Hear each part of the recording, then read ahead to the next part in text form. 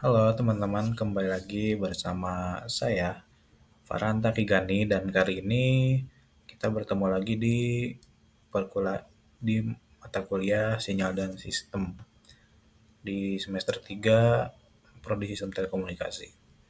Di sini saya akan menjelaskan tentang resume dari uh, pertemuan 13 dari perkuliahan Sinyal dan Sistem, di mana kita akan uh, membahas tentang sistem.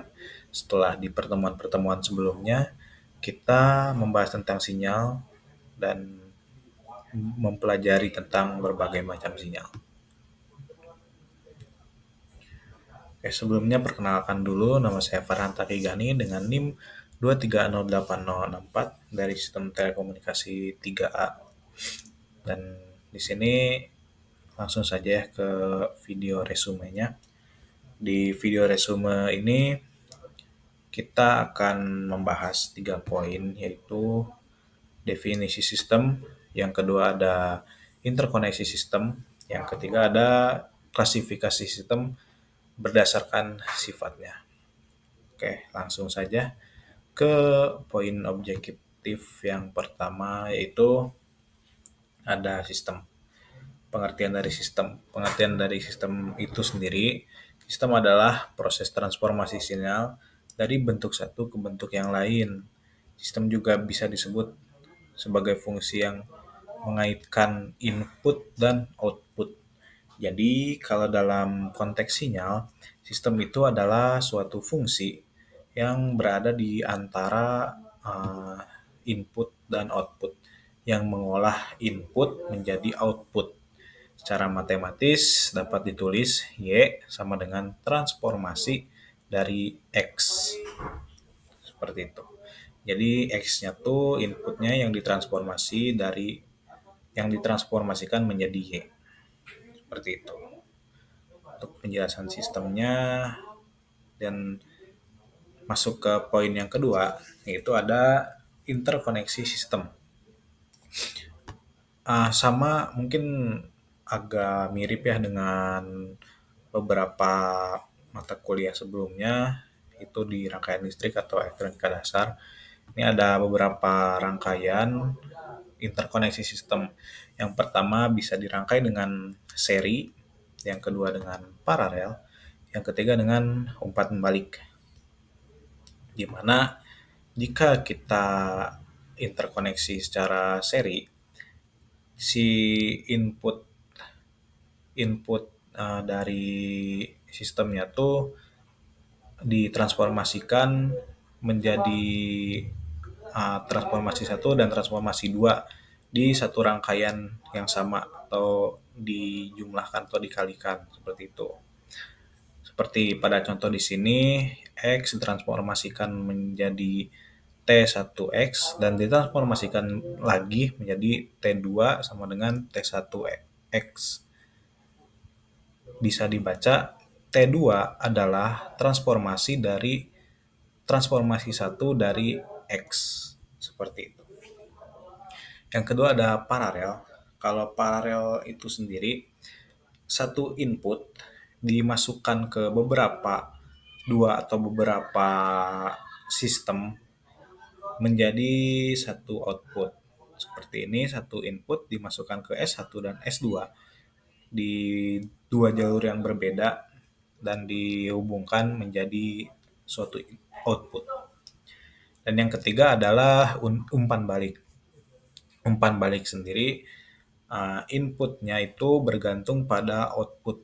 Jadi input di sini ditambahkan dengan outputnya. Outputnya itu dari mana? Outputnya itu dari masukan input masuk ke sistem satu, ke transformasi satu, keluar menjadi output. Nah, outputnya itu diolah lagi di transformasi 2 dan dimasukkan lagi ke transformasi satu bersama input selanjutnya. Dan itu menjadi output. Itu untuk interkoneksi sistem. Oke, selanjutnya kita membahas tentang klasifikasi sistem berdasarkan sifatnya. Oke, di sini ada beberapa poin, ada 5 poin, yaitu yang pertama ada sistem linear dan non-linear, yang kedua ada sistem varian waktu dan invarian waktu, yang ketiga sistem kausal dan non-kausal, keempat sistem memori dan tanpa memori, dan yang kelima sistem stabil dan tidak stabil. Kita bahas dulu yang sistem linear dan non-linear.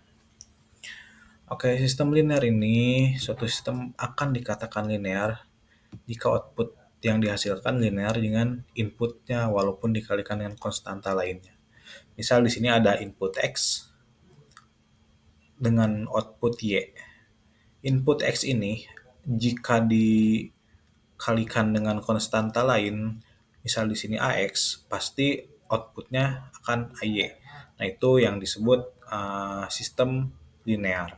Jika tidak seperti ini, berarti masuknya ke sistem non-linear.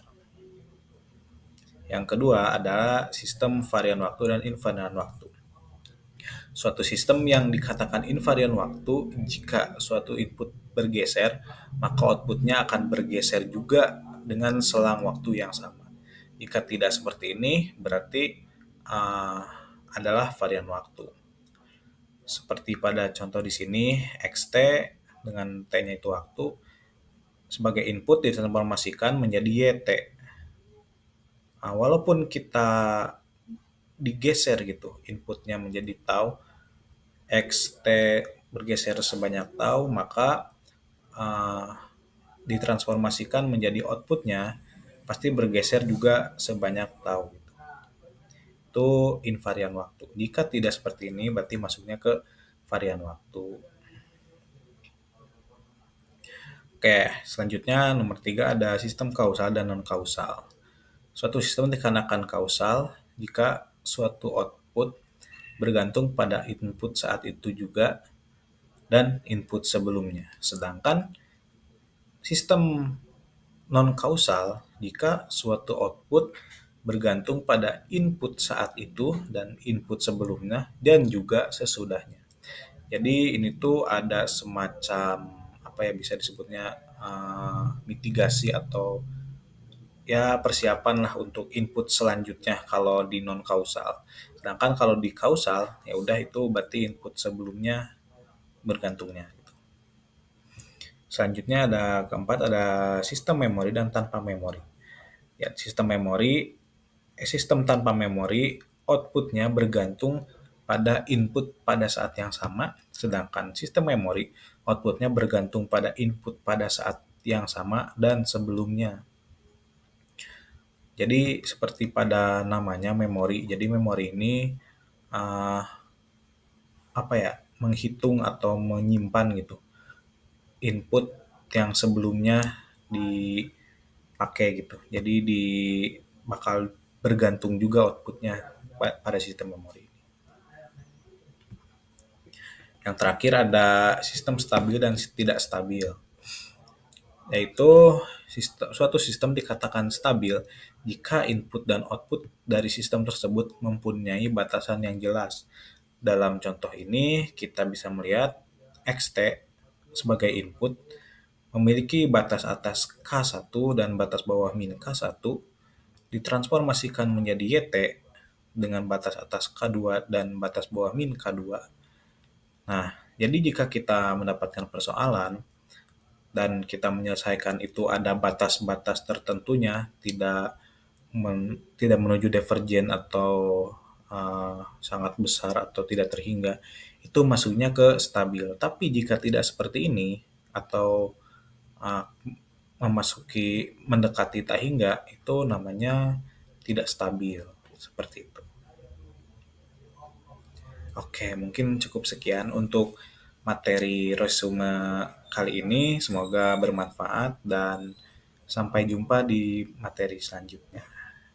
Terima kasih sudah menonton. Bye bye.